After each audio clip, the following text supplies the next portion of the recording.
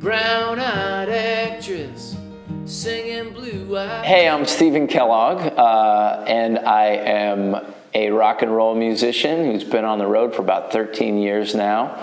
Rock and roll with a lot of lyrics, I like to call it. I also happen to be a father of 4 daughters, 8 and under, keeping it wild.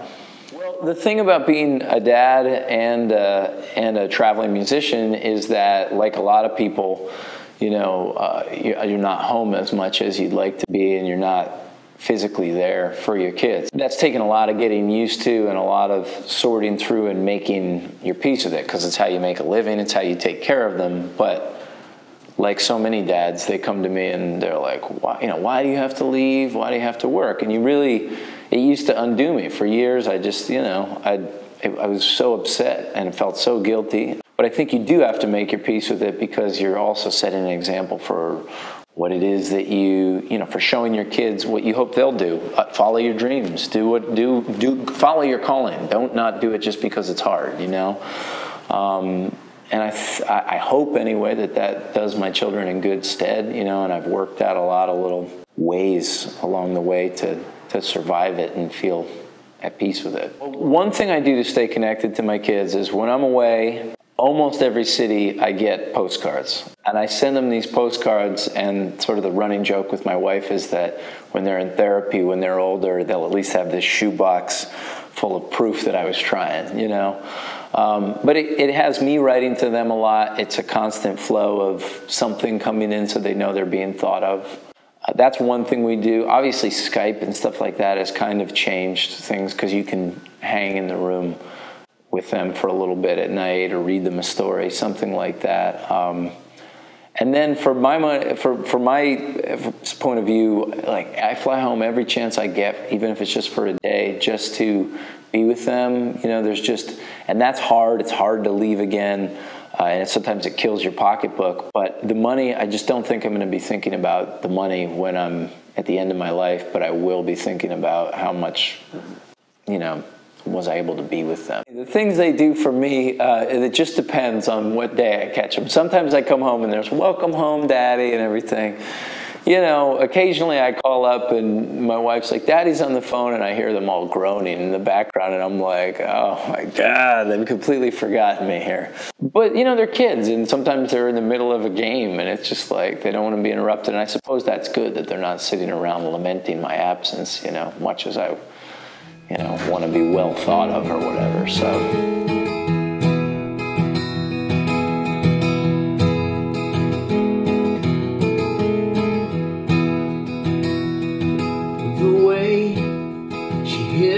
My hand,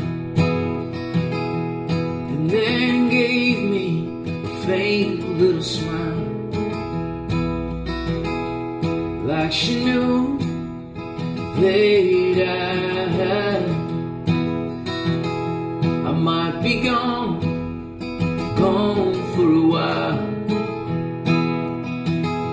And if you're looking for advice, my dear, I have nothing to say. I am always at a loss for words when you look at me that way. But the bruises keep the breaks at bay. On Father's Day,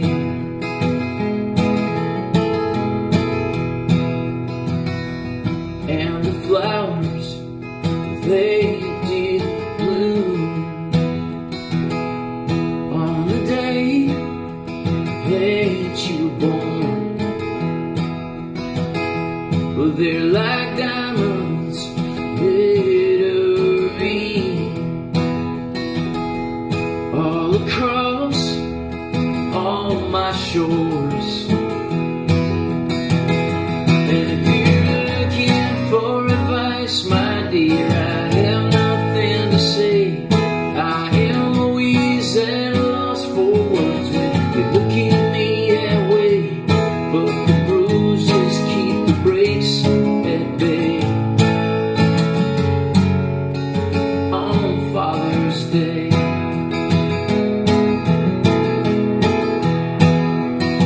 but you can make yourself better than me, 'cause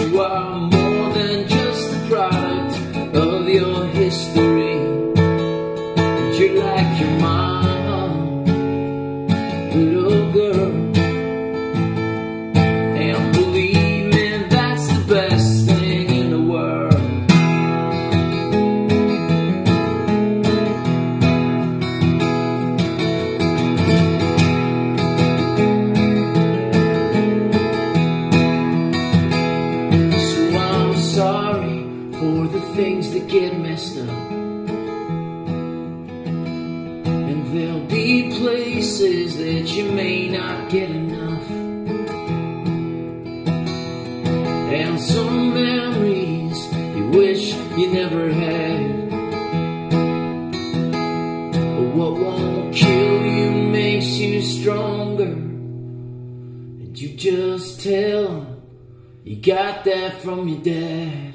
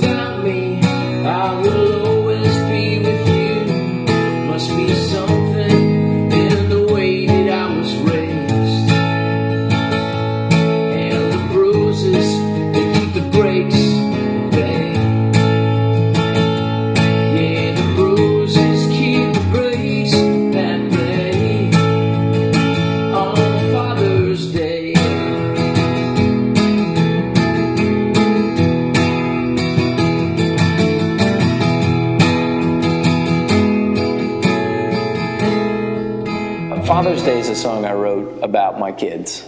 I had just had my first daughter, and again, like a lot of dads, you're just taking stock of the kind of dad you hope you'll be, what you hope you can pass on to your kids, and you're also faced with a lot of responsibility. Like, I mean, it's kind of massively overwhelming when you think about like what you're up for, and I just had this feeling of like, I just knew I was going to make a lot of mistakes, and I was going to get things wrong, and I probably wouldn't give them enough, you know.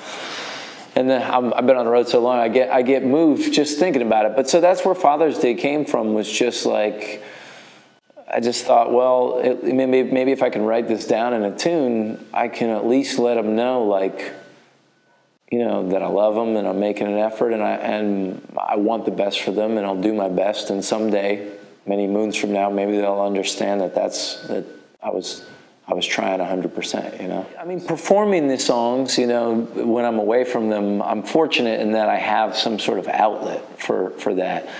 A lot of dads get up in the morning and they have to go to work, and they maybe catch their kids for an hour when they're home, and they feel that too, you know. They feel that in the cracks, like they know that they're missing some exciting things.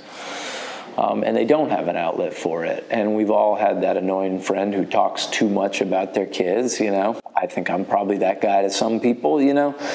So you're conscious of it. And I feel fortunate that I'm a songwriter, so I can kind of stand up there and I can sing these songs and get to at least, like, get it out a little bit, you know.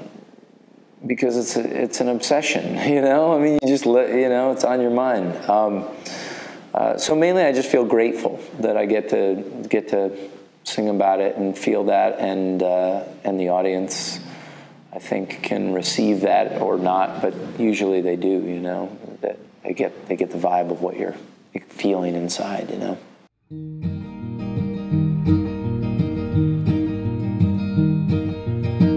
Brown-eyed actress singing Blue Eyes, first one born, and a big surprise. If there's one thing that I've learned,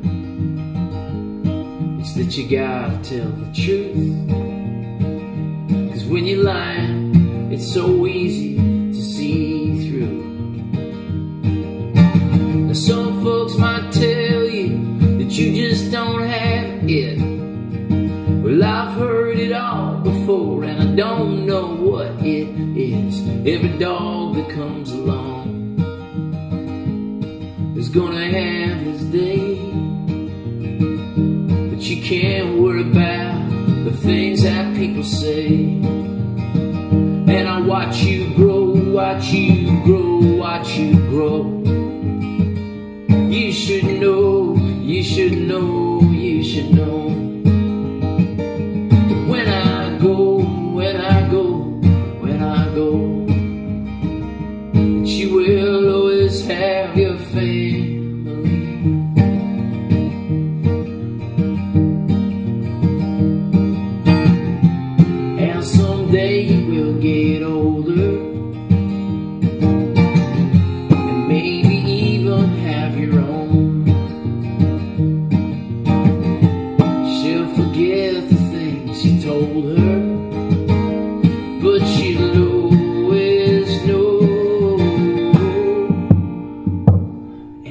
remember things like that time I heard you said you saw me in the sky. I had no reason to think that you would lie. It's nice to know the worth of work before the well runs dry. So don't waste the way you see the stars on just any old guy. And I watch you grow, watch you grow, watch you grow. You should know, you should know, you should know.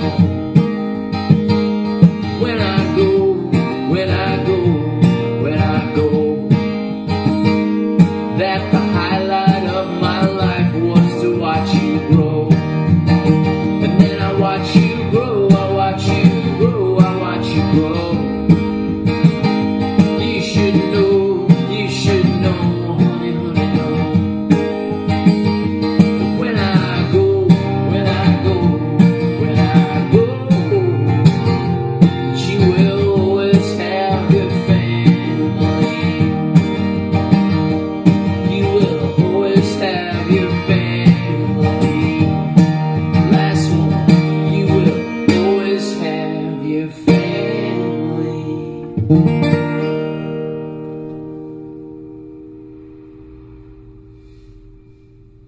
Watch You Grow is one of those songs that I wrote to my kids. I'm literally just singing to my kids. It was just this realization that I had that for any success I might have in my life, probably the best thing I'm ever going to do is bring them into the world and be a part of raising them up. You know, like that's what's going to live on probably much longer than my songs will. Realizing that, you know, I kind of, it's really a song from a parent to a child. Just, you know, it's not the first song about that. It won't be the last, but it's my song, you know? So it's exactly what I felt about it. And I think the crux of the song is that line late in the song where it says, the highlight of my life was to watch you grow, you know?